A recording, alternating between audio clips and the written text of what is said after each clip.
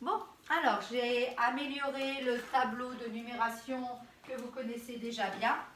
Et aujourd'hui, nous allons apprendre à multiplier par 10 ou par 100 un nombre à virgule, c'est-à-dire un décimal. Donc, j'ai 8,4 que je veux multiplier par 10 ou par 100. Déjà, je peux dire que 8,4, c'est proche de 8. Ça, on l'a vu quand on a fait les valeurs approximatives des décimaux par rapport à un nombre entier. Donc, 8,4, si j'avais 8 à la place, 8 fois 10, ça me ferait 80. 8,4, on a dit que c'était presque 8. 8 fois 100, ça me ferait 800. Donc, pour faire mon 8,4 fois 10, j'utilise mon tableau de nombres et je mets dedans 8,4.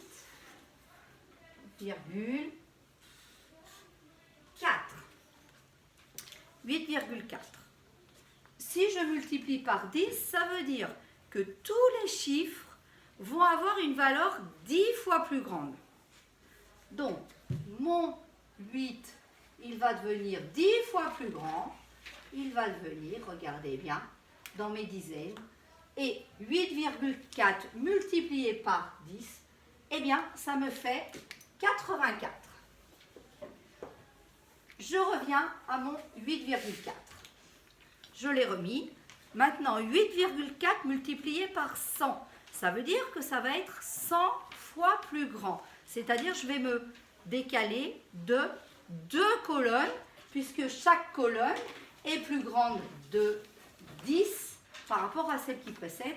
Donc, pour avoir 100 fois le nombre, il faut que je me décale de 2 colonnes. Donc, qu'est-ce qui va se passer? Mon 8,4, je me décale d'une colonne. Ça fait 84, c'est ce que j'avais trouvé.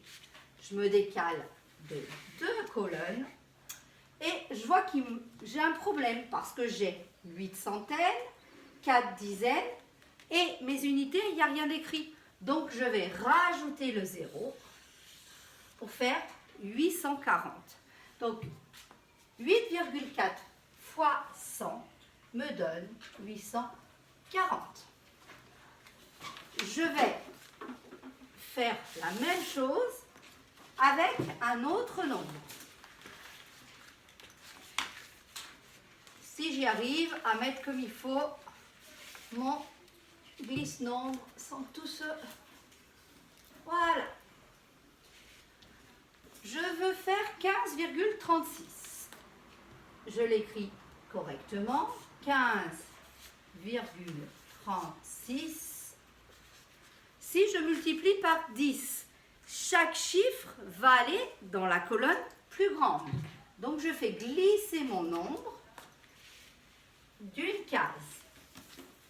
Et ça me donne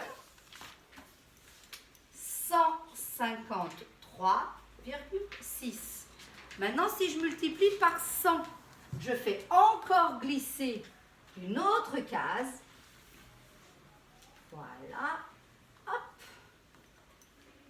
Les cases ne sont pas trop bien faites. Et je vois que ça me fait 1536.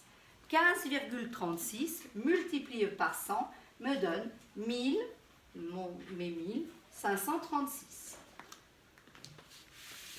Hop, je prends un dernier exemple. J'ai ce coup-ci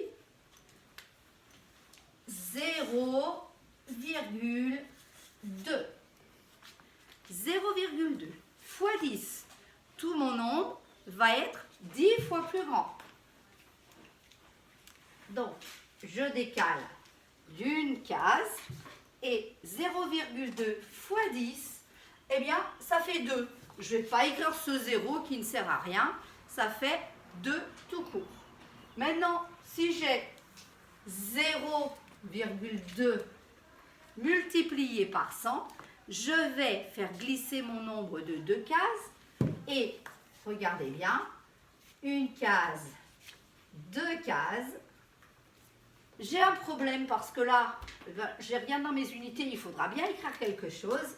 Donc, je mets un 0 et 0,2 fois 100 me donne 20.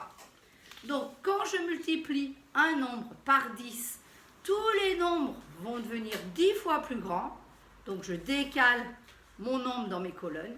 Et quand je multiplie par 100, tout mon nombre va se décaler de 2 colonnes puisqu'il est 100 fois plus grand.